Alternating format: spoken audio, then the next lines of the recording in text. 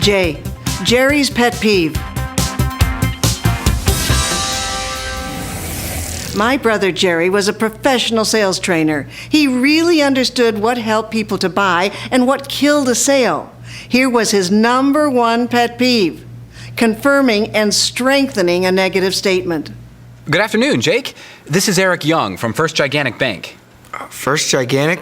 I recently had a bad experience with your bank. Oh, you did? Well, you probably wouldn't want to hear about our new credit card offers then, would you? That's right. Okay. Well, thanks anyway. Have a nice day. Let's not cement a negative. Let's not turn a prospect's objection into a suicide question. It kills the conversation. Ask what happened. Get the details. Maybe it's a curable situation. Find out by asking questions. J. Jerry's pet peeve.